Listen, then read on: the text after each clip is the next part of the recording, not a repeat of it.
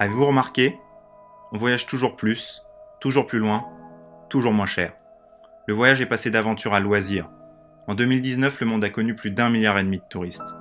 La baisse des prix des voyages en avion, encouragée par la multiplication des compagnies low cost qui se font concurrence, a rendu le transport aérien plus accessible que jamais. Cela a créé une dépendance forte au tourisme dans plusieurs pays.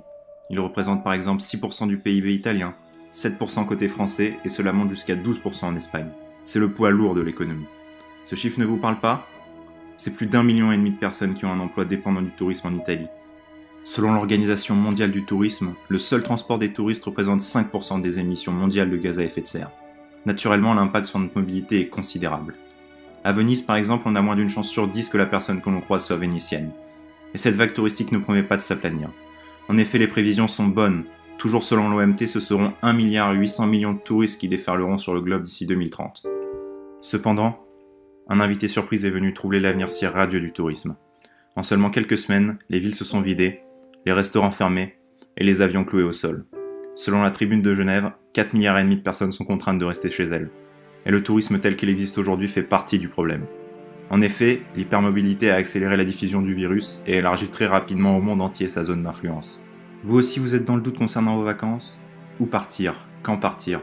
Peut-on déjà réserver des vols? Ces questions sont légitimes puisque le secteur touristique a subi un coup de frein sans précédent.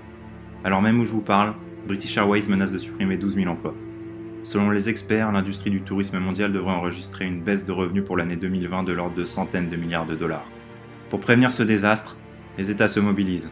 La France a déjà promis un prêt de 552 millions d'euros et des aides comme le chômage partiel ont déjà été apportées. Toutefois, cela semble insuffisant sur la durée. Plus le temps s'écoule, plus la pente sera difficile à remonter. Quand on écoute les politiciens, le Conseil fédéral, déjà commencer par le Conseil fédéral, on voit que c'est un retour à la normale à tout prix. L'exemple qu'on peut citer, c'est, vous parlez du tourisme, les compagnies aériennes aujourd'hui, on va les aider parce qu'elles sont au bord de la faillite.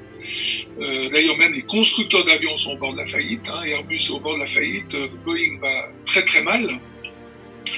Et on est à deux doigts de voir une sorte d'écroulement d'un vieux système. Nous l'aurons compris, le tourisme actuel n'est pas compatible avec un développement durable. Et cette maladie dont il a été le vecteur l'a stoppé dans son élan. Comment, à l'heure du confinement, repenser le tourisme pour le rendre plus durable et plus sûr? Comment répondre à la fermeture des frontières? Quels moyens sont et seront mis en œuvre pour relancer cette activité? À quel type de tourisme aurons-nous affaire une fois la crise passée? Jean-François Rial, PDG de Voyageurs du Monde, un groupe français spécialiste du voyage sur mesure et membre de l'association Agir pour un tourisme responsable, nous propose deux scénarios. Le premier repose sur une reprise partielle et surveillée. Il faut imaginer une reprise intermédiaire, dégradée, au sein des pays qui seront sortis ou pratiquement de la crise. Le second expose l'idée d'un tourisme exclusivement entre pays guéris, ou comme il l'énonce, par la mise en place de voyages bilatéraux entre deux pays ou un groupe de pays qui auraient éradiqué le virus et resteraient fermés au reste du monde.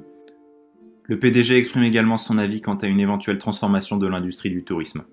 Le désir de tous de voyager à nouveau, la disparition d'entreprises trop fragiles et l'agrandissement d'autres aux finances solides. Le tourisme de masse n'est pas en voie d'extinction car les consommateurs le plébiscitent. La grande métamorphose du voyage viendra de la politique. Voilà ce que prédit Jean-François Rial, mais non sans espoir car cette période est aussi à ses yeux l'occasion d'éveiller la conscience écologique collective. Ainsi, il prévoit une augmentation des coûts du tourisme, par exemple une taxe sur la biodiversité. Il décrit par ces mots une cotisation carbone que chacun paierait en fonction de son empreinte. C'est pour lui le seul moyen de survivre à cette crise, transformer le tourisme d'avant pandémie en un tourisme responsable. Aussi, selon Joanne Vincent, spécialiste d'histoire du tourisme à l'Université d'Angers, et Yves-Marie Evano, de l'Université catholique de l'Ouest, le tourisme futur ne sera pas ébranlé par le Covid-19. En effet, ils expliquent dans leur article que ce dernier répond à une envie de voyage qui semble perdurer, si ce n'est s'amplifier. La crise démontre la capacité du secteur à faire face à l'arrêt complet du pays, obligeant à décaler l'ouverture de la saison ou à substituer certains services indisponibles par d'autres avec l'aide de la population. Mais les crises du XXe siècle d'après-guerre sont-elles comparables à la crise sanitaire actuelle? Après avoir parcouru la vie de 3 acteurs du tourisme français, nous nous dirigeons maintenant vers l'Espagne, où le PIB est dépendant du tourisme à hauteur de 12%. En 2019, on voyait arriver 83,7 millions de touristes pour moitié moins d'Espagnols, apportant 180 milliards d'euros. 2020 est un choc historique pour l'économie espagnole. C'est dans ce climat qu'on voit se distinguer deux prises de position. L'une est soutenue par l'OMT, annonçant une diminution d'au moins 30% du nombre de touristes et une perte de recettes d'au moins 45% pour les compagnies aériennes. Elle souhaite relancer au plus vite le secteur afin d'éviter une catastrophe économique. La seconde est soulevée par Miguel Yasuyuki Hirota, du département d'économie appliquée de l'Université de Valence. Elle vise à profiter de cette crise pour rendre l'économie espagnole moins dépendante du tourisme et de l'étranger en général. Nous l'avons vu, les trajets au sein du vieux continent se font beaucoup en avion, alors même que nous vivons probablement sur les territoires où les alternatives sont les plus nombreuses. Prenons un exemple d'un trajet courant pour un jeune roman, Genève-Berlin. Pour rejoindre la capitale allemande, plusieurs choix sont offerts aux voyageurs. La voiture personnelle, le bus, le train ou l'avion. Ces deux moyens de transport sont beaucoup plus polluants que le bus et le train. Ce dernier apparaît logiquement comme le moyen de transport avec le moins d'impact sur l'environnement. De plus, dans un pays comme la Suisse, il fonctionne aujourd'hui avec de l'énergie issue quasiment pour moitié de sources renouvelables. Le train apparaît donc comme la meilleure alternative en termes de rejet polluant. Ses principaux points faibles face à l'aérien résident aujourd'hui dans sa relative lenteur et dans le coût du billet.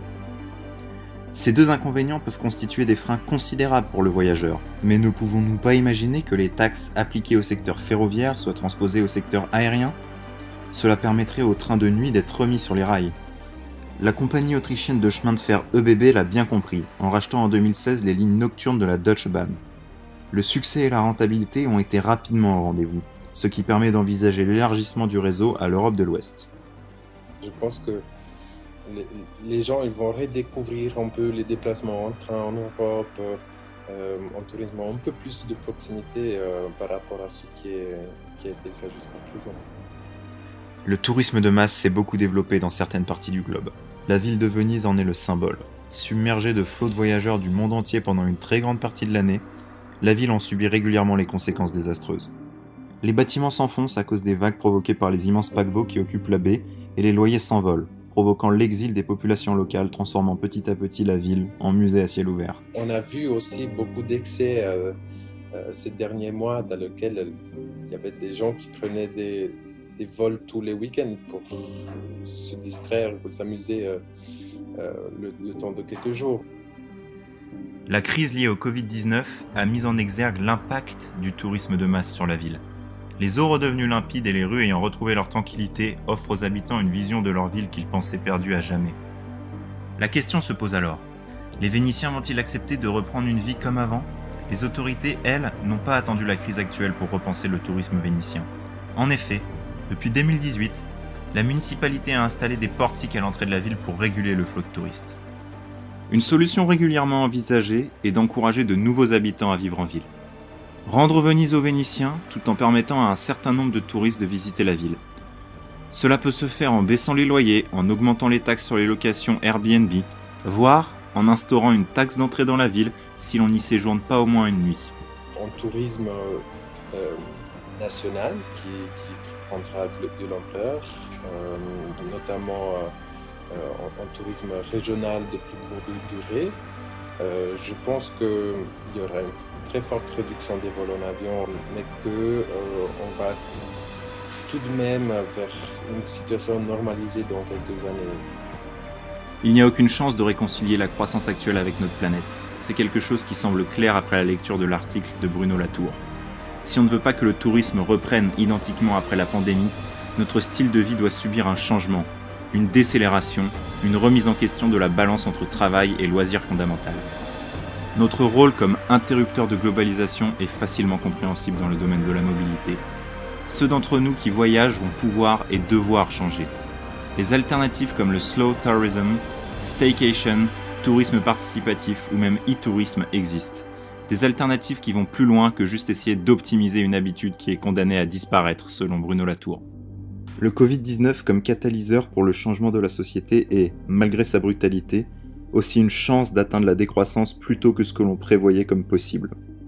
Le philosophe Bruno Latour avance dans son article nommé « Nous ne vivons pas sur la même planète, un conte de Noël ». Pour pouvoir cohabiter sur la Terre, il ne faut pas aller plus loin, mais plus dedans.